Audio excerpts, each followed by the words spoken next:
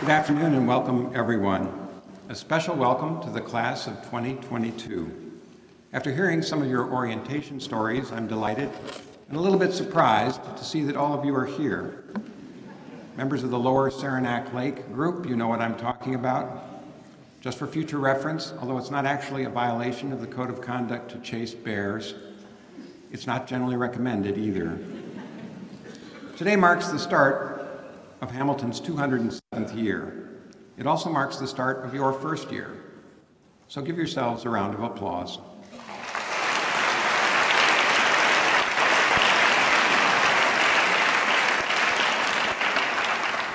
You come to this campus at a time of intense political polarization in this country and abroad.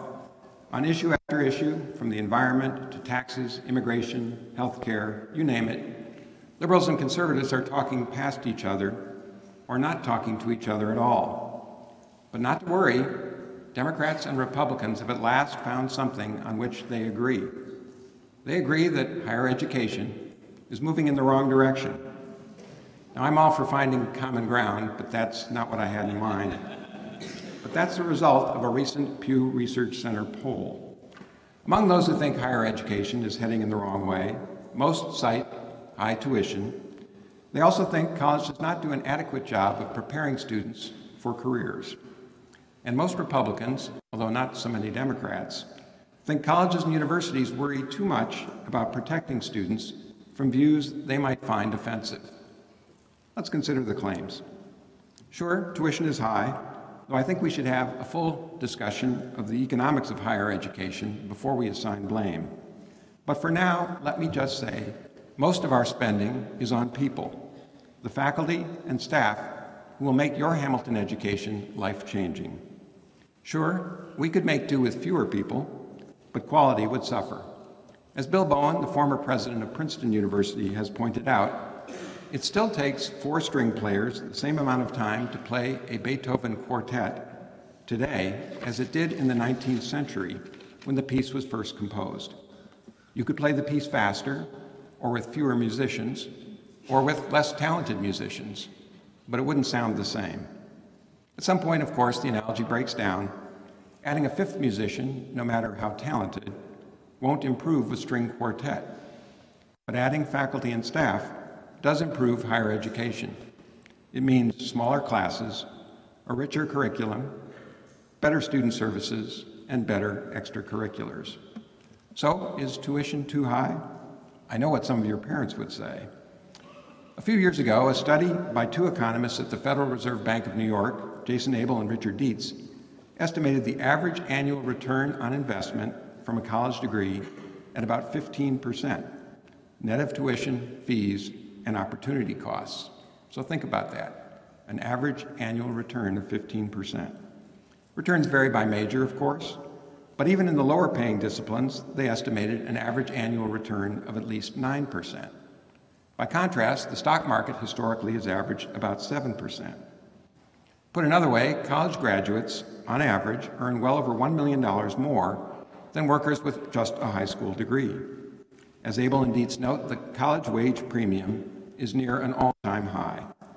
So if you can find a better investment, let me know, I'll invest. But as important as the financial return on your investment may be, I hope you're here principally because you care about the intrinsic value of your education. Hamilton will expand your horizons, open your mind, and enrich your innate capacities. It will prepare you for a rich and fulfilling life. I'm not just making this up. As the current president of Princeton, Chris Eisgruber, notes, survey data show that college graduates are happier, healthier, more likely to exercise, more likely to vote, and more engaged in civic life than those who haven't gone to college. What about the second claim, that colleges and universities fail to prepare students for careers?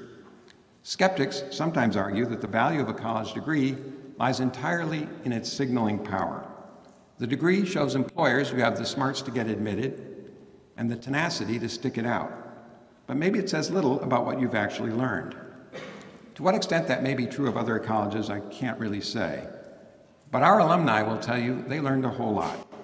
How to work hard, think critically, write clearly, speak persuasively, how to evaluate quality in artistic and other domains, how to engage with multiple cultural traditions and perspectives, how to live and work productively and harmoniously with others, how to be empathetic, and more. So trust them. A Hamilton degree will serve you well. The average college graduate changes jobs 4 times within 10 years of graduation. In a world of such rapid change, a broad and deep liberal arts education may well be the best career preparation you can find. So what about the last claim, that colleges are bubbles of political correctness? A few weeks ago, Jeff Sessions, the Attorney General of the United States, put it this way: through trigger warnings about microaggressions, cry closets, safe spaces, optional exams, therapy goats, I didn't know there was such a thing, and grade inflation, too many schools are coddling our young people and actively preventing them from scrutinizing the validity of their beliefs. That is the exact opposite of what they're supposed to do. Rather than molding a generation of mature and well-informed adults, he concluded, some schools are doing everything they can to create a generation of sanctimonious, sensitive, supercilious snowflakes. All right, points for alliteration. There is some irony in this critique. In the highly polarized contemporary environment, more and more people live in information bubbles. They get curated news tailored to their existing political beliefs and cultural norms. So if college students do wish to avoid views they find offensive, they are not alone. Even so, it would be a mistake to dismiss the Attorney General's critique out of hand. It may be something of a caricature, but we should be sensitive to the risk of avoiding dissenting views. Shunning those who think differently is an illiberal response, not in the political sense, but in the academic sense. It runs contrary to the goals of a liberal arts education. You will learn by engaging those whose views and perspectives differ from your own. This sounds simple. It isn't. On many college campuses, protests have erupted against speakers perceived as expressing, or likely to express, views offensive to one or more segments of the college community. Hamilton does not tolerate actions that prevent guests from speaking or that disrupt the operation of the institution. But I hope you will do more than simply tolerate other viewpoints. I hope you will seek them out and engage them on the merits. Last year, we launched Common Ground, a speaker series that brings together leading thinkers with very different perspectives. Our goal is to model the kind of dialogue that will help all of us re-examine some of our own beliefs and assumptions. Part of your education here lies precisely in exploring new ideas and new ways of thinking, and in getting to know people with different identities, backgrounds, and perspectives. Doing so will not be without friction, it will not always be easy, and it will not always be comfortable. But easy and comfortable are not part of our educational mission. Intellectual, social, and moral development are, and they occur when we confront new ideas and consider other perspectives. You have 4 wonderful years ahead. You will make friends, many of them friends for life. You will have experiences of all kinds. You will learn and grow in ways you could never have imagined, and you will have fun. You may even learn the words to Carissima, although I personally am still struggling with that. You'll see a lot of me in the coming weeks and months. Please say hello when you see me on campus. Let me know how you're doing. Maybe let me take a selfie so that I can send it to my daughters, who have expressed some skepticism at my claim that students love me. But most important, spend every day making the most of this magical place. Welcome to Hamilton College.